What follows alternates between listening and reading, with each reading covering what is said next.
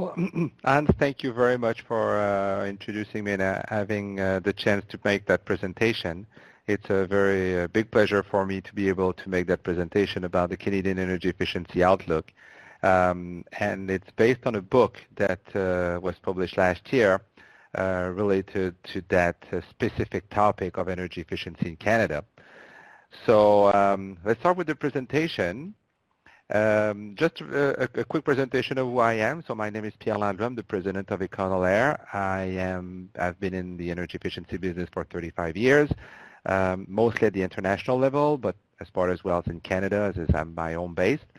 ECONOLER is an international consulting firm working for 35 years in the energy efficiency and the demand side management activities. With over 5,000 assignments in over 150 countries. So we have a broad experience in these topics. A lot of our activities are based in Canada, and that's based on that experience and the experience of others that I will rapidly present that we produced that publication. The book itself, as you see, included a lot of different stakeholders within the country, coming from all provinces and coming from different origins, either from the agencies, either from utilities, either from regulators, either from actors, in order to try to bring all the very specific aspects of the energy efficiency market within the different provinces. And now you'll see in the presentation, it's quite complex because of the nature itself of Canada. So why write such a book? Well, through our both national and international work, a lot of people asked about what was about energy efficiency in Canada. And the answer was never simple. And as you'll see, just because Canada is a complex country, it's a confederation, it's organized with different provinces and territories, and because energy efficiency is very different from one place to the other. So there's not just an easy answer of what is it about Canada, and you give the answer that will apply everywhere. So the idea was to regroup within one publication all this information about the legal framework, the regulatory aspects, and the market practices throughout Canada, so we can have a little bit of a reference book, a reference document to see how Canada is acting on the energy efficiency scene. The presentation today will be based on 5 different pillars of the Canada's reality, the federal perspective, the provincial level, a few thematics reviews and case studies, and a rapid conclusion. So Canada's reality. Well, let's start by who we are as a country. 37 million inhabitants, so about 1/20th of whole Europe. In a territory that is wider than Europe, and where obviously the inhabitants per square kilometers are very, very low. Most of the inhabitants living in a very small strip within 200 kilometers from the border of the United States. So it's a very wide and big country. It's over 5,000 kilometers long, with about 300 kilometers wide, if you want, and all the rest of the territory has a very limited number of inhabitants compared to the density that we find in the southern border. Is the 6th world energy producer, so that makes Canada one of the few countries that are net exporters. And on the other end, we are the 7th world highest consuming country per inhabitants. So that makes also a different reality.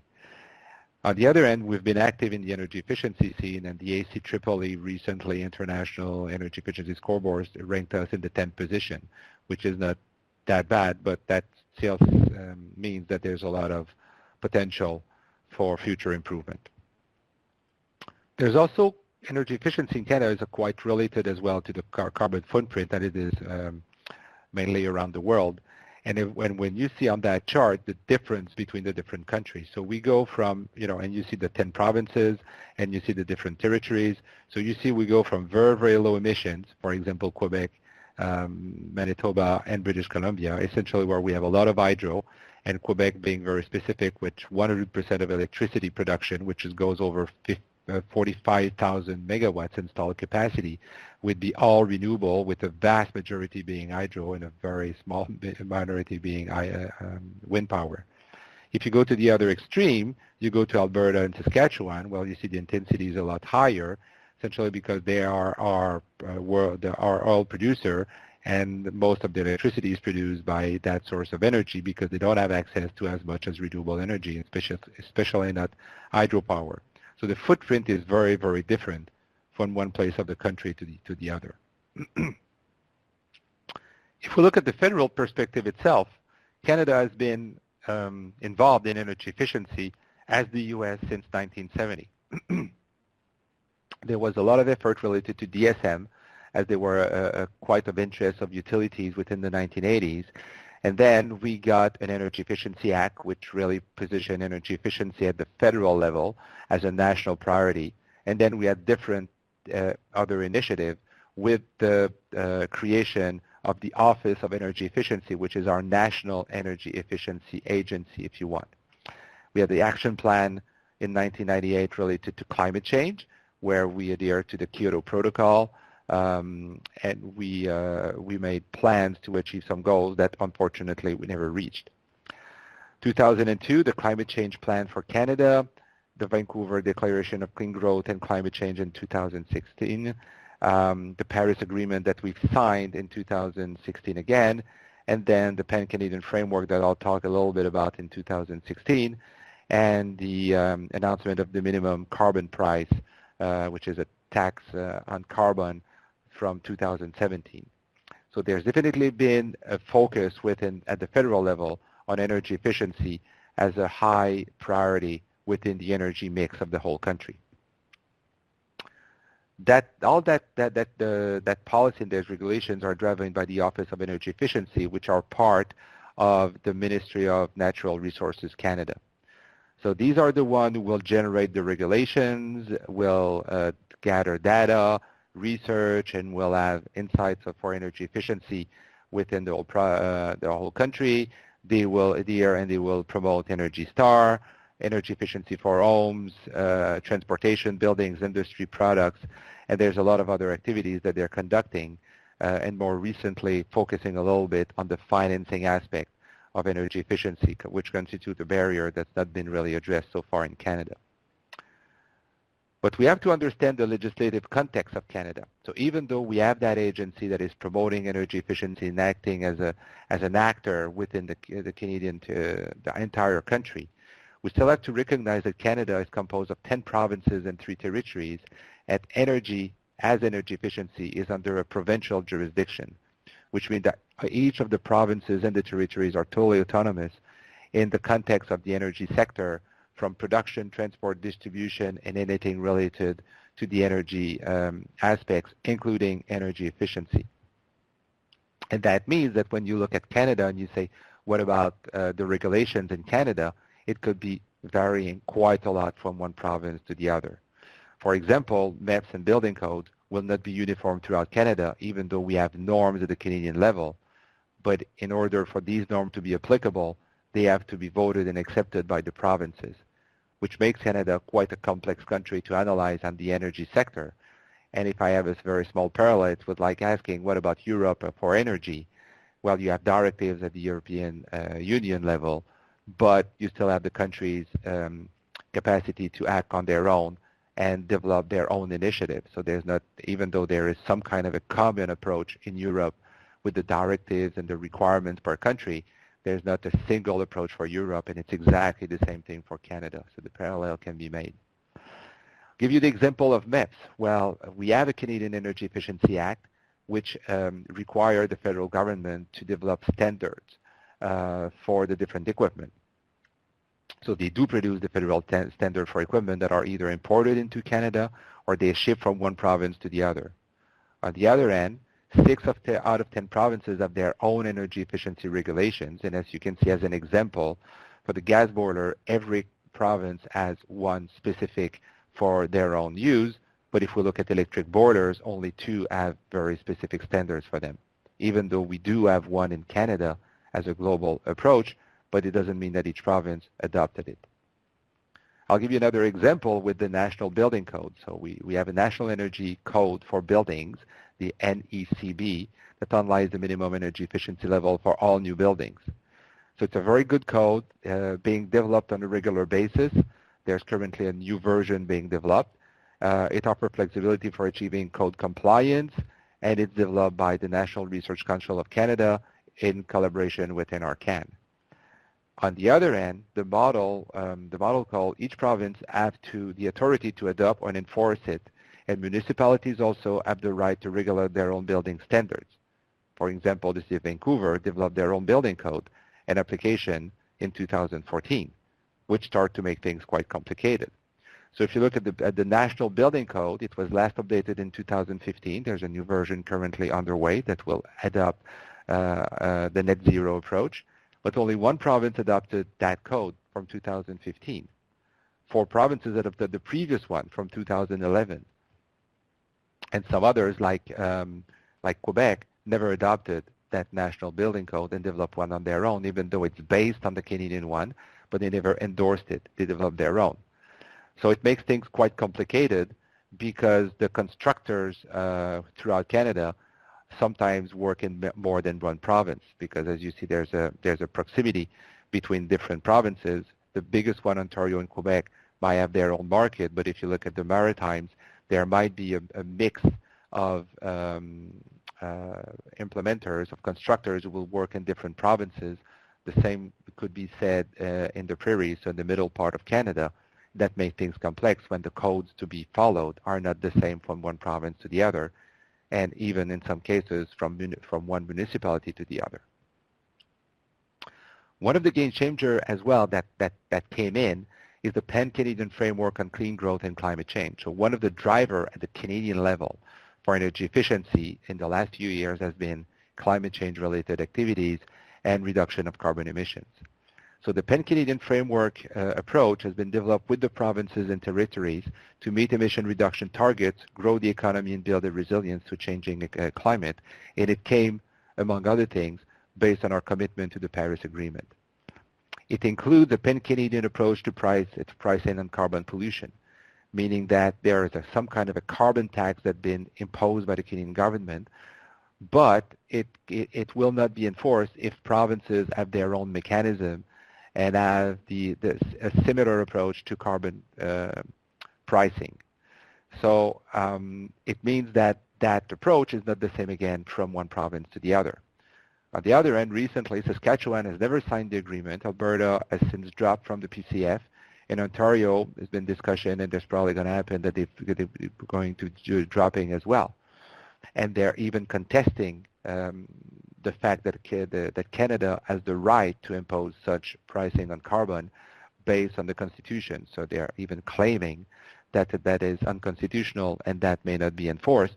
And as you can get, there's a lot of politics around it based on that decision to contest that approach from the Canadian government. So it's a lot more complex than only the energy and the environmental aspects of that, but it also involves quite a lot of politics elements in that decision. So right now that situation is pending, even though in some provinces, like in Quebec, there is a carbon cap and there is a mechanism for trading carbon emissions, especially with California, through a global approach in North America. Then when we get to the provincial level, then things get obviously very, very complicated, because each province, as I said, and each territory has their specific ways to do things. And it means that in some provinces, it's the energy distributors that have been more focused on driving the energy efficiency market through their own regulations and sometimes through mandates that have been given to them by the government to meet some goals. Sometimes there's an independent agency that has been mandated to become the energy efficiency agency and then becomes the driver of all the energy efficiency policies and regulations within the territory. And we have, to make things a little bit more complex in some regions, some provinces, there's a mix. So the distributors are involved in energy efficiency either willingly or either because they have impositions. And you have also an independent agency, most likely an energy efficiency agency, that is also in charge of coordination, in charge of managing some of the funding that is provided by the government to implement energy efficiency activities. So it makes things very, very complex, and each province is totally different from the other as far as how they implement policies, regulations, and any other specific aspects in the market. You see on that slide the different names of most of the actors. So you'll see that sometimes it's the power or the power supplier that is involved. Sometimes you have Saskatchewan Energy, and you have TEC, Transition Énergétique Québec in Quebec, who would be different actors. And you have, for example, in Nova Scotia, you have a very specific approach where they have an agency that is driving energy efficiency as a resource. So you mainly applying or organized as a utility.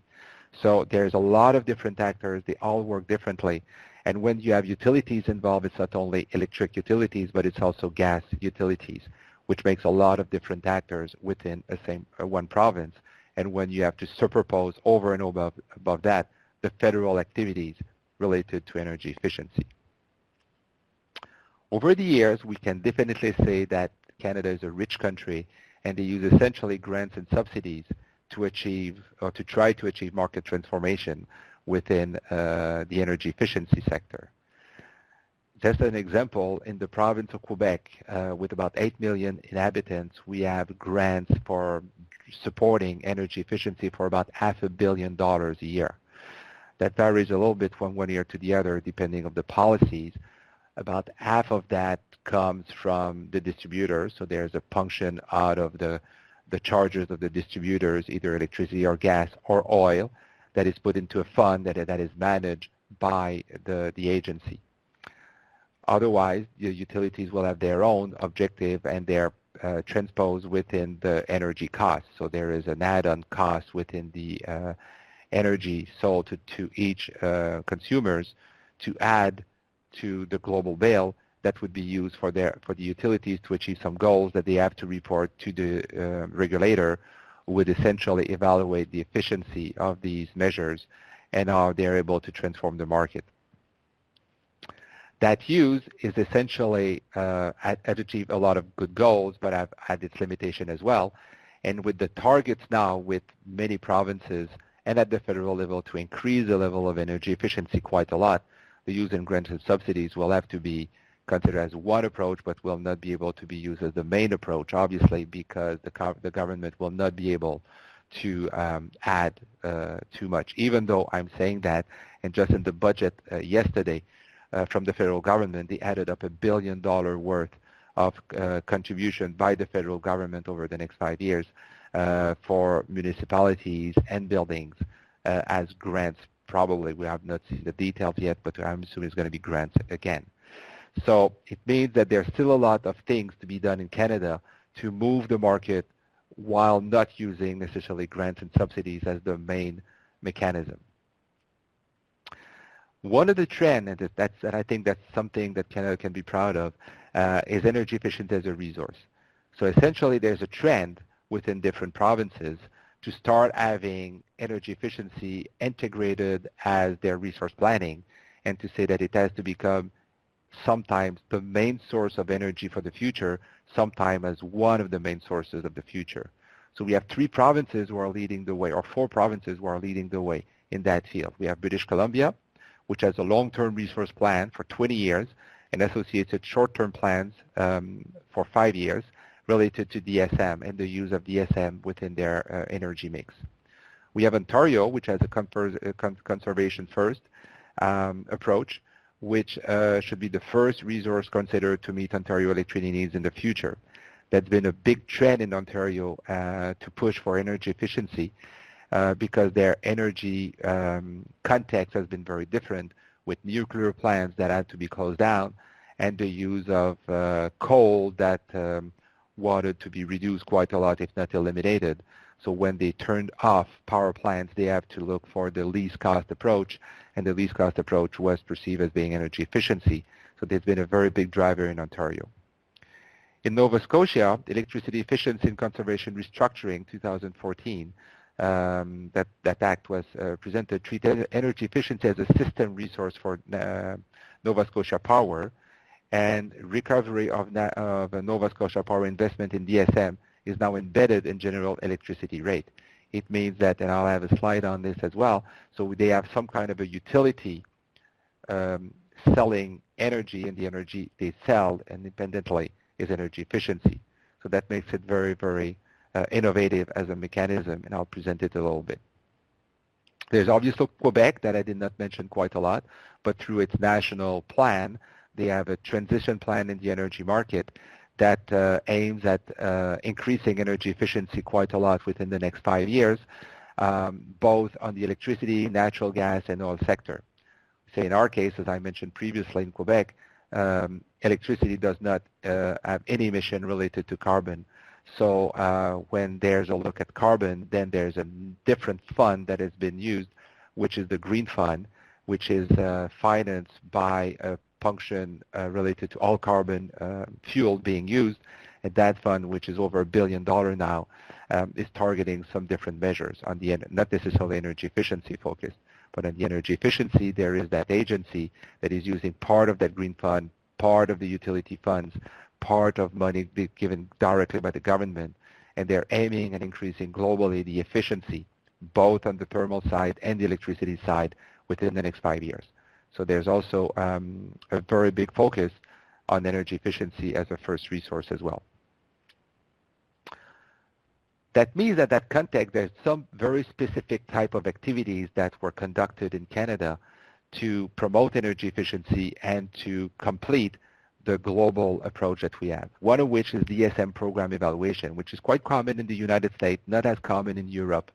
And essentially it's because we're using so much public funds through grants and subsidies, there has to be a validation of the use of these funds, not necessarily in the proper use in the sense of the money has been well targeted to initiative, but essentially as these funds have been well used and they produce the efficiency that was expected and they accomplished the market transformation that was required within the conduct of these programs. So we do have a strong program evaluation component within these programs where every actor will rely on third party to evaluate. When I say mostly third parties, some of the utilities will do it by themselves, but mostly it's externalized. The third party will essentially evaluate the market practices, the efficiency of the programs, and how actually they generated savings with the complex approach of spillover, so as much as these programs can transform the market, and as far as the people who will benefit from these programs, even though they would have the intent whatsoever to do these projects. So that approach is include the cost, which is normally between 3 and 5% of the total program budget. Could be a little bit lower in some of the cases of the bigger program, but that approach has been very important to make sure that that public money, that huge aspect of the Canadian efficiency market, is efficient. It demonstrates that some programs have to be dropped at some point because they have accomplished what they had to, and it leads the way to better and more efficient program implementation, identify the need for new programs. The provincial energy regulation request program evaluation in many provinces. For example, IESO in Ontario and ENS conduct annual independent evaluations themselves to be able to present to their regulators. It will be the same case for the utilities in Quebec and other provinces. So the evaluation is done sometime on a regulatory basis. Sometimes it's done because the utilities and the program providers want to improve on their delivery, and they want to make sure they're as efficient as possible within the use of their public funds. Another aspect that has been very keen to Canada as far as the development of the efficiency market is using performance contracting. Performance contracting has been there from the early stage of energy efficiency in Canada, starting in 1981 with the creation of the first ESCO in Quebec by Hydro-Quebec.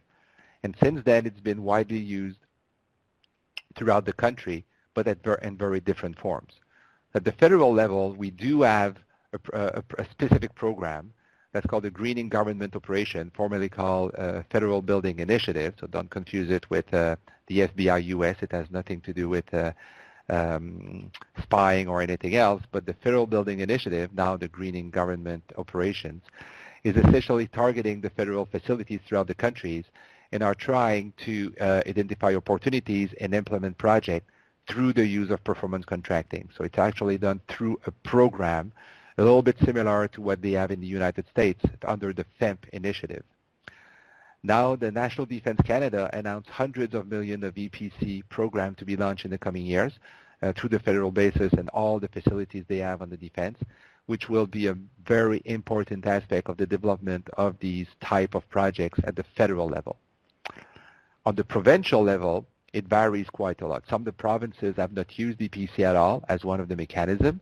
Some provinces used it a lot more.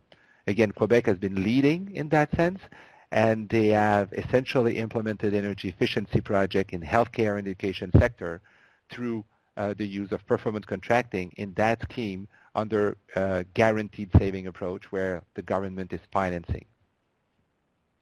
They had for that to enact a very specific regulation related to the procurement of EPC that has contributed to its popularity and the capacity to use it under the rules of Quebec. In some provinces, they are more not advanced, and there are still issues related to the regulation, but I would say most provinces have been using it more or less. There's a pretty strong market of ESCOs, either international one, either local ones, that are working throughout the country. And I would say most of the market is essentially on public sectors, a little bit like in the US as well. There's not been a lot of projects implemented in the private sector related to with the use of performance contracting scheme. At the federal level, one thing that I forgot to mention, it's essentially done through shared savings. So the financing is coming from the private sector most of the time compared to the provincial level with essentially guaranteed savings, so the use of public sector money. One of the cases that is very outstanding, and I'm very happy to be able to present it as well, is the case of Efficiency One. Efficiency One is the country's first and only independent energy efficiency utility in Canada, which makes it a very, very interesting case for the Canadian energy efficiency sector. So Retarmigent, like I mentioned previously, is related to the consultation process for an administrative model for DSM delivery in Nova Scotia. So it's essentially created as a utility where its only resource that they're selling to their clients is efficiency. And they use their revenue. Their revenues comes obviously from Nova Scotia Power and the sale of electricity, but they actually have to demonstrate their effectiveness as a utility, and they can generate a positive approach in the market and do it on a financial basis which is at least neutral or potentially even more financially viable. So far, they saved over $123 million each year, and it's growing because they keep adding programs, they keep adding new innovations within the market, and they're trying to be very, very agile in the way they promote energy efficiency. So bringing new programs, bringing new initiatives, dropping the ones that are not as efficient. We see that there are more than $180 million in annual private sector investments that complement the subsidies that they've been promoting. And efficiency sector is growing at an annual rate of 8%, while the annual provincial growth is about 1.5%. So we see that the energy efficiency sector is really a key component to the energy sector. It's growing very, very rapidly. Nova Scotia is a very, very important target as far as their energy efficiency practices.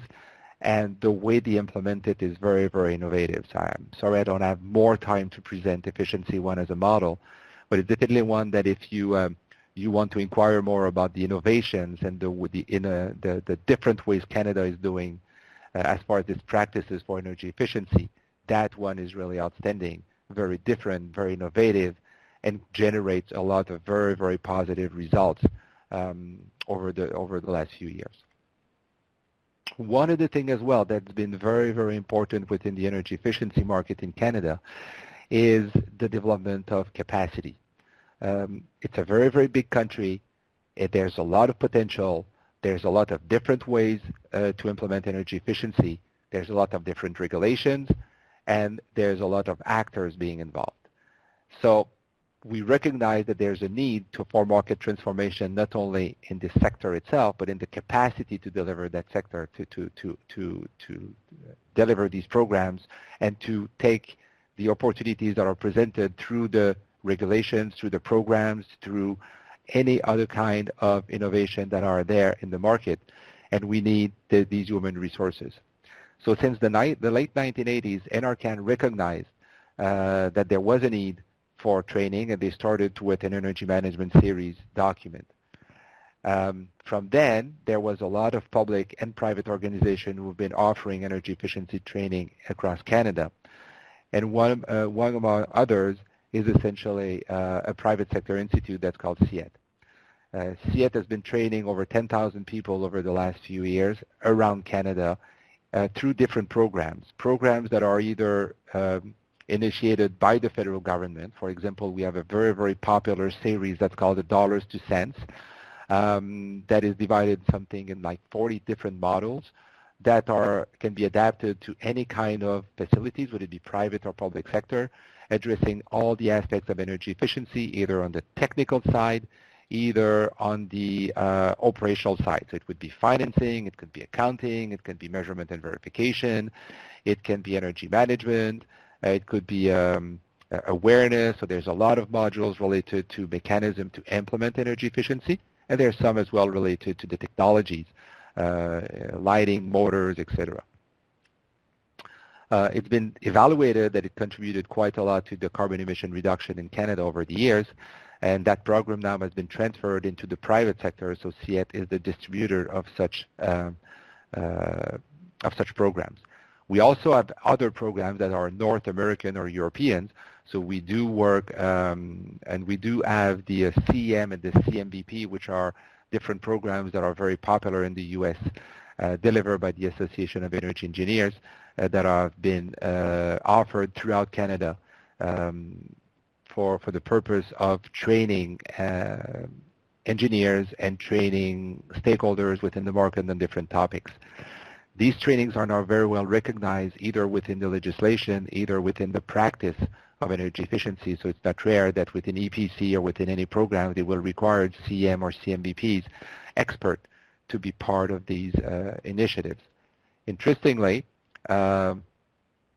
these programs are offered not centrally, but they are offered locally. So that's been also a very big challenge in Canada, as you can guess, because of the nature of the country. If you would offer in Toronto, which is our major city, the trainings, obviously it would be very costly for people to come back and forth. So what we have developed is essentially an approach where in each of the provinces there are partners that are active in promoting energy efficiency training. They use either the federal level, they use either private sector as source of the training, and then it's offered locally, so it becomes very, very accessible. Furthermore, some provinces are financing the access to these trainings, either by providing a grant of 50%, either giving it for free at some point, where they buy some of these courses and offer it in different location, different organization, to make sure that that offer is available. So that's been also something very specific to Canada, and it's continued to grow quite a lot because, as you saw with the provinces being more and more involved in energy efficiency, some provinces are newer than the others, and they really recognize that need to transform the market. One exceptional case of that has been Alberta, essentially because they've not been so active in energy efficiency in the past, and with the oil crisis, where all the market that they had, their main export being sand oil, started to drop, then they had to convert their economy, and one of the ways to do that was energy efficiency, but they started with not a very strong capacity within the country. So now they invested quite a lot in the past 2 years, and they will continue in the next few ones to really have a lot of training, a lot of capacity building to create the necessary manpower to catch up and make a lot of progress in the energy efficiency field. So as a conclusion, very rapidly, and it's been very, very rapid, I know, to present such a complex market, the sector evolved differently in time to time from each part of the country. So when the question is asked, what about Canada and energy efficiency? Unfortunately, there's not that one answer of, well, we're doing well, we're not doing so well, and this is the way we're working on different aspects of the regulations, or this is our market practices. There's not such an answer. The answer is it's very, very different from one country, or from one province to the other, from one territory to the other, and it's very complex, because each one not only have different approaches, different regulations, but also different business practices. So there's not a Canadian case. There is essentially 13 different cases. On top of it, the federal initiatives that will come to help support the provinces and sometimes interact directly within the market. So there's no common denominator except the fact that the predominant use of granted subsidies has been the one transformation tool that it's been used over the last 30 years. There's new mechanisms that will appear in the near future to address more complex barriers, and one of the trends that we will see coming up, and we are starting to see this, is essentially access to financing and the way that financing has been a barrier, and we have to address it. So there's been a little bit of activities right now, but we see now that the federal government is really keen to start looking at these kind of things. There's some provinces, Quebec leading the way, about developing some innovative mechanism through Transition Énergétique Québec. They have a specific chapter within their business plan the next 5 years to address access to financing. And some other provinces, like Alberta, are starting to introduce PACE. So there is definitely a trend there where we will move away from the grants. Not that the grants are necessarily going to drop, but there's going to be new source of funding and new source of access for money to implement projects, and that's going to come in the very, very near future. A lot of the mechanisms have been top-down, as you've seen. So I've talked a lot about the OEE. I talked about the provincial energy efficiency agencies. I talked about the utilities. So it's really been a top-down approach. But we also have a bottom-up, where there's a mix of stakeholders, private sector ESCOs, entrepreneurs, manufacturers, organizations that are doing R&D for new technologies are really pushing and trying to get into that market and stimulate it and take they use these grants and these programs, but we see a lot of other organizations who are driving energy efficiency by themselves just because they now perceive that it's a very good investment and it's all the benefits that all of you know, and they're not just waiting for the government to impose targets. There's also a very, very important movement as far as greening the economy within Canada, pushed by the government, but it's really start to be the focus of the private sector as well, where they want to contribute and they don't wait necessarily for programs to be in, but they really want to develop their own initiatives. And we see more and more these kind of things. As an example, I was with the Caisse de dépôt recently, which is the biggest pension fund, or one of the biggest, if not the biggest in Canada. And now they really have a focus on sustainability. They really have a focus in their portfolio of investment of having green investment. And they're really starting to look at energy efficiency as one of the main mechanisms, not only to introduce more efficiency within their investment, but also contributing to that greening aspect. So you see that the market trends with the big funds having a huge focus on decarbonization and recognizing that energy efficiency is going to be one of the main aspects or the main mechanism to help them accomplish that goal. So I know it's been very, very rapid in 40 minutes, and Hans will be happy that I've met my target to present you the complexity of Canada as far as energy efficiency. I think as Canadian, we can be proud to say that we're moving forward. There's definitely a trend. There's definitely a lot of support by governments. They really want to see this happen. There's still a lot of barriers. There's still a lot of things to do to make sure that the market will transform, that the market will become greener, and they'll use energy efficiency as the main source of energy. We're still not there yet, but we see a lot of very, very good initiatives going on. We see a lot of institutional actors really driving the shows, which is very, very positive, and a lot of innovations are going to come in. So thank you very much for your attention, and I remain available for any questions.